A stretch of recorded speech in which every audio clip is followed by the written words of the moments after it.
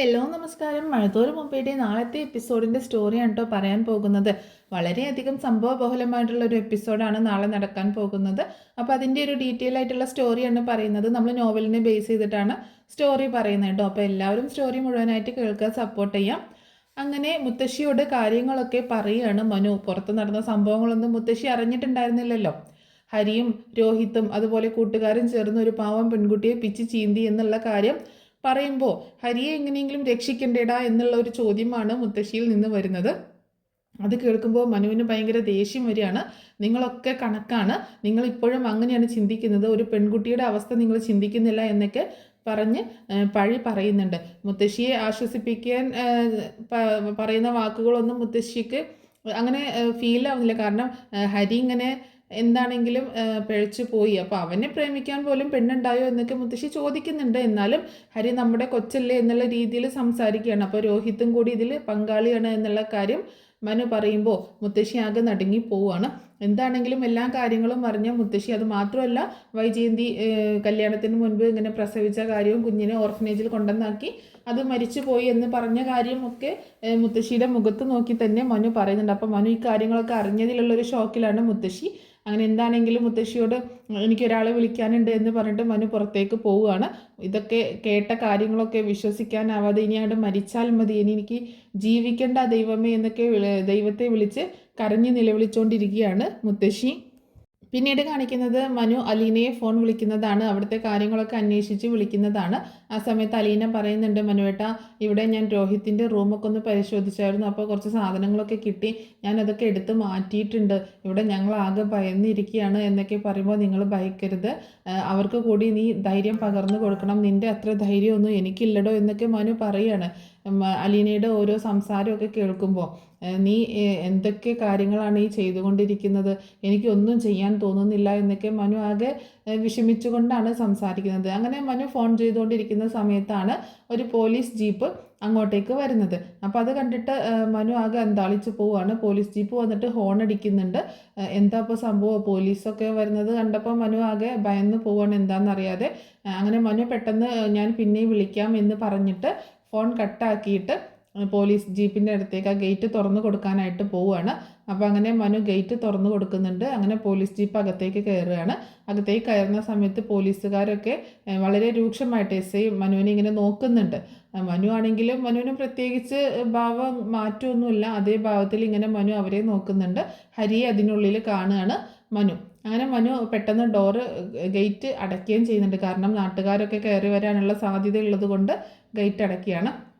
അങ്ങനെ ആ കാറിൽ നിന്ന് ഹരിയെ കൂടി ഇറക്കുന്നുണ്ട്. അപ്പോൾ ഹരിയെ കാണുമ്പോൾ മനു ആകെ കലി തുള്ളിയിട്ടാണ് നിൽക്കുന്നത്. ഭയങ്കര ദേഷ്യമാണ്. ഹരിയുടെ മുഖത്താണെങ്കിൽ ഹരിക്കാണെങ്കിൽ ഇവരെ ആരെയും ഫേസ് ചെയ്യാനുള്ള ബുദ്ധിമുട്ട് ഭയങ്കര ഉണ്ട്. പക്ഷേ എന്നാലും ഹരി മനുവിനെ ഇങ്ങനെ നോക്കിയൊക്കെ ചെയ്യുന്നുണ്ട്. ഹരിക്ക് ഭയങ്കര കുറ്റബോധം അങ്ങനെയൊന്നുമില്ല കേട്ടോ ഹരിയുടെ മുഖത്ത്. ഞാൻ ചെയ്തതിൽ എന്താ കുഴപ്പം എന്നുള്ളൊരു ഭാവമാണ്, ആ രീതിയിലാണ് നിൽക്കുന്നത്. അപ്പോൾ എന്താണെങ്കിലും അങ്ങനെ മനു കാണുമ്പോൾ ഹരി വല്ലാത്തൊരു നോട്ടമൊക്കെ നോക്കുന്നുണ്ട്. പിന്നീട് നോട്ടം മാറ്റുകയാണ് ചെയ്യുന്നത്. അങ്ങനെ പോലീസ് എസ് ഐ പറയുന്നുണ്ട്, അവൻ ഇങ്ങോട്ടേക്ക് ഇറക്കി കൊണ്ടുപോകാൻ എന്നൊക്കെ പറയുന്നുണ്ട്. മനുവിനോട് ചോദിക്കുന്നുണ്ട്, ഹരിയുടെ ചേട്ടനാണോ, ഇവൻ്റെ ചേട്ടനാണോ എന്ന് ചോദിക്കുമ്പോൾ അതെ സാർ എന്നുള്ള രീതിയിൽ പറയണം. ഒരു ഭയങ്കര നാണം കെട്ട് സംസാരിക്കുന്നത് പോലെ തന്നെയാണ് മനു സംസാരിക്കുന്നത്. കാരണം ഇവനെപ്പോലെ ഒരുത്തൻ്റെ ചേട്ടനാണ് എന്ന് പറയേണ്ടി വരുന്ന ഒരു ഗതികേട്. ഞങ്ങൾ തെളിവെടുപ്പിന് വേണ്ടിയിട്ട് കൊണ്ടുവന്നതാ എന്ന് പറയണം. അതേസമയം പോലീസ് ജീപ്പാണ് വന്നത് എന്ന് മനസ്സിലാക്കിയിട്ട് കമലയാണെങ്കിൽ അകത്ത് ഭയങ്കര ടെൻഷനിൽ എന്തിനായിരിക്കാം പോലീസ് വന്നത് എന്നുള്ളൊരു ചിന്തയിൽ ഇങ്ങനെ നിൽക്കുന്ന സമയത്താണ് പോലീസുകാർ ഹരിയെ കൂട്ടിയിട്ട് അകത്തേക്ക് കൊണ്ടുവരുന്നത് കേട്ടോ. അപ്പോൾ അകത്തേക്ക് കൊണ്ടുവരിക എന്ന് പറഞ്ഞിട്ടുണ്ടെങ്കിൽ ഹരിയെ പിടിച്ച് തള്ളുകയാണ് വീട്ടിലേക്ക്. അപ്പോൾ കമലയ്ക്ക് ഭയങ്കര സങ്കടവും ടെൻഷനൊക്കെ, കാരണം സ്വന്തം മകനാണല്ലോ. സ്വന്തം മകനോടുള്ള അമിത വാത്സല്യം കാരണം അവൻ ചെയ്ത തെറ്റൊന്നും കമലയ്ക്കൊരു തെറ്റേ അല്ല. സ്വന്തം മകൾക്കാണ് ഈ ഗതി വന്നതെങ്കിൽ മാത്രമേ കമല അങ്ങനെയൊക്കെ ചിന്തിക്കത്തുള്ളൂ. കാരണം ഇതേതോ ഒരു പെൺകുട്ടിയല്ലേ, അതുകൊണ്ട് അവൻ ചെയ്ത തെറ്റൊന്നും അത്രയ്ക്ക് തെറ്റായിട്ട് കമലയ്ക്ക് തോന്നുന്നില്ല. അവനെ എങ്ങനെയെങ്കിലും രക്ഷിച്ചെടുക്കണം, അവനെ പോലീസുകാർ അടിക്കാനോ ഇടിക്കാനോ പാടില്ല എന്നൊക്കെയുള്ളൊരു ചിന്താഗതിയാണ് കമലയ്ക്ക്. അങ്ങനത്തെ ഒരു ക്യാരക്ടറാണ് കമല. അങ്ങനെ കമലയുടെ നേരെ മുന്നിലേക്ക് ഹരിയെ പിടിച്ച് തള്ളുകയാണ്. അങ്ങനെ വീഴാൻ പോകുന്ന ഹരിയെ പിടിക്കാൻ എന്ന വണ്ണം കമല കൈ പൊക്കുന്നുണ്ടെങ്കിലും പക്ഷേ പിടിക്കുകയൊന്നും ചെയ്യുന്നില്ല. അങ്ങനെ പോലീസ് അവിടെ വെച്ചിട്ട് തന്നെ പറയുന്നുണ്ട്, ഞങ്ങൾ ഇവനെ തെളിവെടുപ്പിനായിട്ട് ഇങ്ങോട്ടേക്ക് കൊണ്ടുവന്നതാണ്. ഇവിടെ തന്നെ ആയിരുന്നല്ലോ താമസം. അപ്പോൾ ഇവൻ്റെ കാര്യങ്ങളൊക്കെ ഒന്ന് അന്വേഷിക്കണം, ഇവൻ്റെ റൂമൊക്കെ ഒന്ന് സെർച്ച് ചെയ്യണം, അതിനൊക്കെ വേണ്ടിയിട്ടാണ് കൊണ്ടുവന്നത് എന്ന് പറയുന്നുണ്ട്. കമലയാണെങ്കിൽ ഒന്നും പറയാൻ പറ്റാതെ ഇങ്ങനെ മിണ്ടാതെ നിൽക്കുകയാണ്. ആ സമയത്ത് മനു അങ്ങോട്ടേക്ക് വരുന്നുണ്ട്.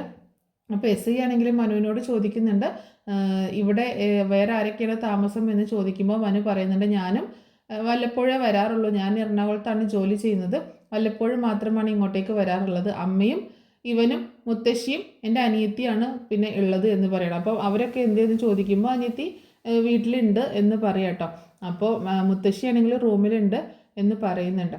അപ്പോൾ എനിക്ക് എല്ലാവരെയും ചോദ്യം ചെയ്യണം, എല്ലാവരും ഇവിടെ വേണം എന്നൊക്കെ പറയുമ്പോൾ നമ്മുടെ മനു പറയുന്നുണ്ട്, ഇവിടെ ഇപ്പോൾ നിലവിൽ മുത്തശ്ശിയും അമ്മയും ഞാനും മാത്രമേ ഉള്ളൂ, അനിയത്തി ഇപ്പോൾ ഇവിടെ ഇല്ല, അവൾ കസിൻ്റെ വീട്ടിലാണ്, അപ്പോൾ ഇങ്ങോട്ടേക്ക് വന്നിട്ടില്ല, അതായത് രഞ്ജുവിനെ ഇവിടുന്ന് മാറ്റിയിട്ടുണ്ട് എന്ന് പറയാണ്. അപ്പോൾ പോലീസ് പറയുന്നുണ്ട്, ഇപ്പോൾ നിലവിലുള്ളവരെയൊക്കെ എനിക്ക് ചോദ്യം ചെയ്യണം, ഇവൻ്റെ പ്രവൃത്തി എങ്ങനെയായിരുന്നു എന്നൊക്കെ എനിക്ക് അറിയണം എന്നൊക്കെ പറയുന്നുണ്ട്. അങ്ങനെ കമലയോട് ചോദിക്കുന്ന സമയത്ത് എൻ്റെ മോൻ ഒരു തെറ്റും ചെയ്യില്ല സാറേ, അവനെ കൊണ്ടുപോയി പെടുത്തിയതാണ് ആ നെടുമ്പുഴക്കൽ വീട്ടിലെ രോഹിത് ഉണ്ടല്ലോ, കടപ്പാട്ടൂർ വീട്ടിലെ രോഹിത്, അവനാണ് എൻ്റെ മോനെ കുടുക്കിയത് എന്നൊക്കെ പറയുമ്പോൾ നിങ്ങളൊരു സ്ത്രീയാണോ, നിങ്ങളൊരു അമ്മയാണോ, നിങ്ങൾ തന്നെയാണോ ഈ പറയുന്നത്? സ്വന്തം മകനൊരു തെറ്റ് ചെയ്യുമ്പോൾ അതിനെ കണ്ണടച്ച് അവൻ ചെയ്തിട്ടില്ല എന്ന് പറയുന്നത് നിങ്ങളൊരു അമ്മയാണോ? നിങ്ങൾക്കും ഈ പ്രായത്തിലൊരു മകളില്ലേ, ഒരു പെൺകുട്ടിയില്ലേ, ആ പെൺകുട്ടിക്കാണ് ഈ അവസ്ഥ വന്നതെങ്കിൽ നിങ്ങൾ എങ്ങനെയായിരിക്കും പ്രതികരിക്കുക എന്നൊക്കെ ചോദിക്കുമ്പോൾ എൻ്റെ മോൻ ഒരു തെറ്റും ചെയ്യില്ല സാറേ, എനിക്ക് അറിയാം എന്നൊക്കെ പറയുമ്പോൾ എന്നാ കേട്ടോ, നിങ്ങളുടെ മകനാണ് ആ പെൺകുട്ടിയെ ആദ്യം പീഡിപ്പിച്ചത് എന്ന് പറയട്ടോ. അത് കേട്ടിട്ട് കമലയുടെ മുഖം ഇങ്ങനെ ആകെ എന്താ പറയുക, ആകെ അപമാന ഭാരം കൊണ്ട് ഇങ്ങനെ തല കുനിഞ്ഞു പോവുകയാണ്. ആ പെൺകുട്ടിയെ പ്രേമം നടിച്ച് വശീകരിച്ച് അങ്ങനെ ആ മേലുകാവുള്ള ആ ഒറ്റ വീട്ടിൽ, ആ ആൾതാമസമില്ലാത്ത ആളൊഴിഞ്ഞ വീട്ടിൽ കൊണ്ടുപോയി അവിടെ വെച്ച് നിങ്ങളുടെ മകനാണ് ആ പെൺകുട്ടിയെ ആദ്യം റേപ്പ് ചെയ്തത്. പിന്നെ മാറി ഇവരെല്ലാവരും കൂടി ആസ്വദിക്കുകയായിരുന്നു വൈകുന്നേരം വരെ. എന്നെക്കൊണ്ട് ഇങ്ങനെയൊക്കെ പറയിപ്പിച്ചത് നിങ്ങൾ തന്നെയാണ്. സ്വന്തം മകനെ രക്ഷിക്കാനായിട്ട് അവൻ ചെയ്ത പ്രവൃത്തിയെ നിസ്സാരവൽക്കരിച്ച് കാണുന്ന ഒരു സ്ത്രീയാണ് നിങ്ങൾ, അതുകൊണ്ടാണ് ഞാൻ ആ പ്രവൃത്തി ഇവിടെ വിശദീകരിച്ചത് എന്ന് പോലീസുകാരൻ പറയുമ്പോൾ മനുവിനൊക്കെ ആകെ അപമാനം ഇങ്ങനെ ഇതാവാണ്. ഹരിയാണെങ്കിൽ ഇടയ്ക്ക് തലയിട്ടിട്ട് മനുവിനെ നോക്കുന്നുണ്ട്, മനുവിൻ്റെ ഭാഗത്തു നിന്ന് എന്തെങ്കിലും നല്ല സൈൻ കിട്ടുമോ എന്നൊക്കെ അറിയാനായിട്ട്. പക്ഷെ മനു ഭയങ്കര കലിപ്പിലാണ്, കട്ടക്കലിപ്പിൽ നിൽക്കുകയാണ് മനു. ചോദിക്കുന്നുണ്ട് മുത്തശ്ശി എവിടെയാണ് എന്ന് ചോദിക്കുമ്പോൾ മുത്തശ്ശി എഴുന്നേക്കാൻ വയ്യാതെ റൂമിൽ കിടക്കുകയാണ് എന്ന് പറയണം. ആദ്യം നമുക്ക് ഇവൻ്റെ റൂം ഒന്ന് സെർച്ച് ചെയ്യാം എന്ന് പറഞ്ഞിട്ട് പോലീസുകാരോട് അവനെയും കൂട്ടി പോയി റൂമൊക്കെ സെർച്ച് ചെയ്യാൻ പറയുന്നുണ്ട് കേട്ടോ. അങ്ങനെ റൂം സെർച്ച് ചെയ്യാൻ പോയ സമയത്ത് എസ് ഐ അവിടെ തന്നെ നിൽക്കുകയാണ്. മനുവിനോടും കമലയോടും ഇങ്ങനെ ഓരോ കാര്യങ്ങൾ പറയുന്നുണ്ട്. നിങ്ങൾ കരുതുന്നത് പോലെയൊന്നുമല്ല, നിങ്ങളുടെ മകനുണ്ടല്ലോ അന്താരാഷ്ട്ര കുറ്റവാളിയാണ്, ഇവൻ എന്തൊക്കെ കാര്യങ്ങൾ ഇടപെട്ടിട്ടുണ്ടെന്നുള്ളത് ഞങ്ങൾ പുറത്ത് കൊണ്ടുവന്നിരിക്കുകയാണ്. ഈ പെൺവാണിഭം മാത്രമല്ല, ഇവൻ പെൺവാണിഭത്തിൻ്റെ സെക്സ് റാക്കറ്റിൻ്റെ കണ്ണിയാണോന്ന് വരെ ഞങ്ങൾക്ക് സംശയമുണ്ട്. അതുകൊണ്ട് അവനെ ഇനി നിങ്ങൾ നോക്കണ്ട, അവനെ നിങ്ങൾ അങ്ങോട്ട് മറന്നേക്ക്, ഇനി അവനെ നിങ്ങൾക്ക് കിട്ടാൻ പോകുന്നില്ല എന്നൊക്കെ എസ് ഐ പറയുന്നുണ്ട്. അതേസമയം പോലീസുകാർ ഹരിയെയും കൂട്ടിയിട്ട് റൂമിൽ പോയിട്ട് മുഴുവനായിട്ടും ഇങ്ങനെ റൂം പരിശോധിക്കുകയാണ്. അപ്പോൾ അവിടെ നിന്ന് ഒരുപാട് സാധനങ്ങൾ കിട്ടുന്നുണ്ട്, ലാപ്ടോപ്പ്, മൊബൈല്, പിന്നെ പഴയ പൊട്ടിപ്പോയ മൊബൈൽ, അതുപോലെ പല സാധനങ്ങൾ അവിടെ നിന്ന് കിട്ടുകയാണ്. പെൻഡ്രൈവ്, മെമ്മറി കാർഡ്, CD, അങ്ങനെയുള്ള പല ഈ മാസികകൾ ഉണ്ടാവുമല്ലോ, അങ്ങനത്തെ മാസികകളും അങ്ങനെ കുറേ സാധനങ്ങൾ ആ റൂമിൽ നിന്ന് പോലീസ് കണ്ടെടുക്കുന്നുണ്ട്. അങ്ങനെ ഹരിയെയും കൂട്ടിയിട്ട് പിന്നെ പോലീസുകാർ താഴേക്ക് തന്നെ ഇറങ്ങി വന്നിട്ട് ഇതൊക്കെ ആ ടേബിളിൽ ഇങ്ങനെ നിരത്തി വെക്കുകയാണ്. അത്യാവശ്യം സാധനങ്ങൾ ഉണ്ടല്ലോടാ നിൻ്റെ കയ്യിൽ എന്ന് എസ് ഐ പറയുന്നുണ്ട് കേട്ടോ. ദേ കണ്ടോ, അമ്മ കണ്ണ് തുറന്ന് കണ്ടോ, അമ്മയും ചേട്ടനൊക്കെ കണ്ണ് തുറന്ന് കണ്ടോ, മകൻ്റെ റൂമിൽ നിന്ന് കിട്ടിയ സാധനങ്ങളാണ്. ഇനി ഇതൊക്കെ പരിശോധിക്കുമ്പോൾ ഇതിലൊക്കെ എന്തൊക്കെ ഉണ്ടായിരുന്നു എന്നുകൂടി നിങ്ങൾക്ക് അറിയണ്ടേ? ഞാൻ പറയാം. തൽക്കാലം ഞങ്ങൾ ഇവൻ്റെ കയ്യിലുണ്ടായിരുന്ന ഒരു മൊബൈൽ ഫോൺ പരിശോധിച്ചു. അതിലുണ്ടായിരുന്ന കാഴ്ച നിങ്ങൾക്ക് കാണണ്ടേ? നിങ്ങൾ കാണണം. സ്വന്തം പെങ്ങളുടെ നഗ്ന ചിത്രം വരെ ഇവൻ ആ മൊബൈൽ പകർത്തിയിട്ടുണ്ട് എന്ന് പറയണം. അപ്പോൾ ആ വാക്കുകൾ കേട്ടപ്പോൾ, പോലീസ് പറയുന്ന അതും കൂടി കേട്ടപ്പോൾ ആകെ ഷോക്കായി പോവാണ് കമലയും അതുപോലെ മനുവും. അവരാകെ തരിച്ചു നിന്ന് പോവാണ്. രഞ്ജുവിൻ്റെ ഫോട്ടോയോ എന്നിങ്ങനെ ചിന്തിച്ച് പോവാട്ടോ. രഞ്ജു സ്വന്തം പെങ്ങളാണല്ലോ, സ്വന്തം അനിയത്തിയാണല്ലോ എന്നുള്ള രീതിയിൽ ഇങ്ങനെ ചിന്തിച്ച് പോകണം. അപ്പോൾ പോലീസ് പറയുന്നുണ്ട്, ദേ ഈ പെൺകുട്ടി ഇവൻ്റെ പെങ്ങളല്ലേ, ഈ പെൺകുട്ടിയുടെ ഫോട്ടോയാണ്, നഗ്ന ചിത്രമാണ് ഇവൻ്റെ ഫോണിലുള്ളത് എന്ന് പറഞ്ഞ് കാണിച്ചു കൊടുക്കുന്നത് ബബിതയുടെ ഫോട്ടോയാട്ടോ. അപ്പോൾ ബബിതയുടെ ആ കുറച്ച് വീഡിയോസ് ഉണ്ടല്ലോ, അതൊക്കെ ഹരിയുടെ ഫോണിൽ പോലീസ് കാണുന്നുണ്ട്. അപ്പോൾ അത് കണ്ടിട്ട് മനു ആകെ ഇങ്ങോട്ട് നടുങ്ങി തരിച്ച് നിൽക്കണം, കമലയും തന്നെ. അപ്പോൾ ഇവർ എന്തൊക്കെയാണ് അവിടെ നടക്കുന്നതെന്ന് അറിയാത്ത അത്രയും വലിയൊരു പ്രശ്നം ഇങ്ങനെ കൂടുതൽ കൂടുതൽ വഷളായിക്കൊണ്ടിരിക്കുകയെന്ന് മനുവിന് മനസ്സിലാവാണ്. അപ്പോൾ പോലീസ് പറയുന്നുണ്ട്, എന്തായാലും ഞങ്ങൾ വെറുതെ വിടാൻ പോകുന്നില്ല, ഈ ഫോണും പഴയ ഫോണും എല്ലാ സാധനങ്ങളും ലാപ്ടോപ്പും ഒക്കെ ഞങ്ങൾ പരിശോധിക്കാൻ പോവാണ്. ഇതിൽ നിന്ന് എന്തൊക്കെയാണ് കിട്ടാൻ പോകുന്നത് എന്ന് ഇനി അറിയാനിരിക്കുന്ന കാര്യങ്ങളാണ്. അതൊക്കെ അറിഞ്ഞിട്ട് വേണം, അതൊക്കെ കിട്ടിയിട്ട് വേണം ബാക്കി കാര്യങ്ങൾ തീരുമാനിക്കാനായിട്ട്. നിങ്ങൾ കരുതുന്നത് പോലെ ഇത് അത്ര നിസ്സാര കാര്യമൊന്നുമല്ല. ഇവൻ ഇനി ആരോടൊക്കെ എന്തൊക്കെ ചെയ്തിട്ടുണ്ട് എന്നുള്ളതൊക്കെ ഞങ്ങൾ പറയിപ്പിക്കും. ഇപ്പോൾ തന്നെ ഇവൻ കുടിച്ച മുലപ്പാൽ വരെ ഞങ്ങൾ ഇവനെ കൊണ്ട് ഛർദ്ദിപ്പിച്ചിട്ടുണ്ട്. അത്രയും ഞങ്ങളുടെ കയ്യിൽ നിന്ന് കിട്ടിയിട്ടുണ്ട് എന്ന് പറയാണ് പോലീസ്. കമലയ്ക്ക് അതൊക്കെ കൂടി കേൾക്കുമ്പോൾ ഭയങ്കര ടെൻഷനും സങ്കടവും ഹരിയോട് ദേഷ്യവും ഒക്കെ തോന്നുന്നുണ്ട്. ഹരിയോട് ദേഷ്യം ഉണ്ടെങ്കിലും ഹരിക്ക് മേലെ നോവുന്നതൊന്നും, ഹരിയുടെ മേലെ നോവുന്നതൊന്നും കമലയ്ക്ക് താല്പര്യമുള്ള കാര്യമല്ല, സഹിക്കാൻ പറ്റുന്ന കാര്യമല്ല. അത് ഏതൊരു അമ്മയ്ക്കാണെങ്കിലും തൻ്റെ മക്കൾ വേദനിക്കുന്നത് കാണാൻ താല്പര്യം ഉണ്ടാവത്തില്ല. പക്ഷേ ഇങ്ങനെയൊരു കേസ് ആകുമ്പോൾ ഒരിക്കലും അമ്മമാർ സപ്പോർട്ട് ചെയ്യാൻ പാടില്ല എന്നുള്ളതാണ് കാര്യം. അങ്ങനെ എന്താണെങ്കിലും ഹരിയെ തെളിവെടുപ്പിനൊക്കെ കൊണ്ടുവന്ന് തെളിവെടുത്തതിന് ശേഷം തിരിച്ചു കൊണ്ടുപോവുകയാണ്. ആ സമയത്ത് എസ് ഐ ഒന്നുകൂടി പറയുന്നുണ്ട്, ഇവനെപ്പറ്റി ഇനി നിങ്ങൾ രക്ഷിക്കാനായിട്ട് എങ്ങനെ ശ്രമിച്ചു കഴിഞ്ഞാലും ഇവനെ രക്ഷിക്കാൻ യാതൊരു സ്കോപ്പുമില്ല. അത്രയും ക്രൈംസ് ഇവൻ ചെയ്തിട്ടുണ്ട്, അത്രയും ഒരുപാട് പ്രശ്നങ്ങൾ ഇവൻ്റെ തലയിലുണ്ട്. ഇനിയിപ്പോൾ ഒന്നുമില്ലെങ്കിലും ഈ ഒരൊറ്റ കേസ് മതി. കാരണം 18 വയസ്സ് തികയാത്ത പെൺകുട്ടിയാണ്, കേസ് പോക്സോ ആണ്.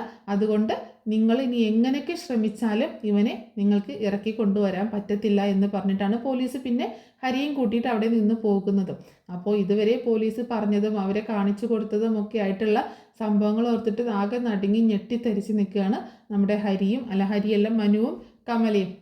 അങ്ങനെ അതിനുശേഷം പോലീസ് പ്രതിയെയും കൂട്ടിയിട്ട് പോലീസ് ജീപ്പിൽ കയറ്റിയിട്ട് പോകുന്ന സമയത്ത് ഗേറ്റിന് പുറത്ത് നാട്ടുകാർ തടിച്ചു കൂട്ടിയിട്ടുണ്ട്. അവരാണെങ്കിൽ ഭയങ്കര പ്രശ്നം ഉണ്ടാക്കുകയാണ്. അവനെ ഇങ്ങോട്ടേക്ക് ഇറക്കി വിടുക, ഞങ്ങൾക്ക് ഇറക്കി വിട്ട് ഞങ്ങളുടെ മുന്നിലേക്ക് ഇറക്കി വിടുക, അവനെ ഞങ്ങൾ കൈകാര്യം ചെയ്തോളാം എന്നൊക്കെ പറഞ്ഞിട്ട് നാട്ടുകാർ ഇങ്ങനെ തടിച്ചു കൂടിയേക്കാണ്. പോലീസാണെങ്കിൽ ഹോൺ അടിച്ച് അവരൊക്കെ വഴിയിൽ നിന്ന് മാറ്റിയിട്ട് പോലീസ് ജീപ്പ് എടുത്തുകൊണ്ട് പോകുന്നുണ്ട്. മനു ആണെങ്കിൽ പെട്ടെന്ന് തന്നെ വന്ന് ഗേറ്റ് അടിച്ച് അകത്ത് തന്നെ ഇരിക്കുകയാണ്. അപ്പോൾ ഇവർക്ക് ആർക്കും വീട്ടിൽ നിന്ന് പുറത്തിറങ്ങാൻ പോലും പറ്റാത്ത ഒരു സിറ്റുവേഷനാണ് നിലവിൽ ഉള്ളത്. പിന്നീട് കാണിക്കുന്നത് അലീനയാണ്. അലീന വീണ്ടും മനുവിനെ വിളിക്കുന്നുണ്ട്. അപ്പോൾ എന്താ മനുവേട്ട എന്ന് ചോദിക്കുമ്പോൾ എന്തിനാ ഫോൺ വെച്ചത്, ആരാ വന്നത്, പോലീസ് വന്നു എന്ന് പറഞ്ഞേ കേട്ടല്ലോ എന്ന് പറയുമ്പോൾ അതെ, ഹരിയും കൊണ്ട് തെളിവെടുപ്പിന് വന്നതായിരുന്നു. അതിലൂടെ ഒരു കാര്യം മനസ്സിലായി, ഇവിടെ പ്രശ്നം കൂടുതൽ വഷളായി കൊണ്ടിരിക്കുകയാണ്. ഞാൻ എന്തായാലും അങ്ങോട്ടേക്ക് വന്നിട്ട് നേരിട്ട് സംസാരിക്കാം എന്ന് പറയുന്നുണ്ട്. അങ്ങനെ ഒരു ഫോൺ വെച്ചതിന് ശേഷം അതേ സമയത്ത് തന്നെ രോഹിത്തിനെയും കൂട്ടിയിട്ട് അങ്ങോട്ടേക്ക് തെളിവെടുപ്പിനായിട്ട് കൊണ്ടുവരികയാണ് പോലീസ്. അപ്പോൾ രോഹിത്തിനെയും കൂട്ടിയിട്ട് തെളിവെടുപ്പിന് കൊണ്ടുവരുന്ന സമയത്ത് അലീനയോടും ബബിതയോടും ഒക്കെ സംസാരിക്കുന്നുണ്ട്. അപ്പോൾ ഇവർ കൃഷ്ണയോടും ഒക്കെ സംസാരിക്കുന്നുണ്ട്. അപ്പോൾ രോഹിത്താണെങ്കിൽ ആകെ കരഞ്ഞ് നിലവിളിച്ച് ആകെ തളർന്ന മട്ടിലാണ് രോഹിത് നിൽക്കുന്നത്. അപ്പോൾ എന്താണെങ്കിലും രോഹിത്തിനെയും കൊണ്ട് തെളിവെടുപ്പിന് വരുന്ന സമയത്ത് കുറച്ച് സംഭവങ്ങൾ അവിടെ ഉണ്ടാവുന്നുണ്ട് കേട്ടോ. അപ്പോൾ അതിൻ്റെയൊക്കെ ഒരു സ്റ്റോറി നെക്സ്റ്റ് എപ്പിസോഡിൽ പറയാം. മിക്കവാറും നാളത്തെ എപ്പിസോഡിൽ രോഹിത്തിനെ തെളിവെടുപ്പിനെ കൊണ്ടുവരുന്നത് കാണിക്കാനുള്ള ഒരു സാധ്യതയില്ല. എന്താണെങ്കിലും രോഹിത്തിനെ കൊണ്ടുവരുന്ന സമയത്ത് അലീനയോട് രോഹിത്ത് പറയുന്നുണ്ട്, ഞാനൊരു തെറ്റും ചെയ്തിട്ടില്ല, എന്നെ രക്ഷിക്കണം, ഞാൻ ഇതിൽ പെട്ടുപോയതാണ് എന്നുള്ള കാര്യം രോഹിത്ത് അലീനയോട് പറയുന്നുണ്ട്. അതിൻ്റെ ഒരു അടിസ്ഥാനത്തിലാണ് അലീന രോഹിത്തിനെ രക്ഷിക്കാനായിട്ട് ഇറങ്ങിത്തിരിക്കുന്നത്.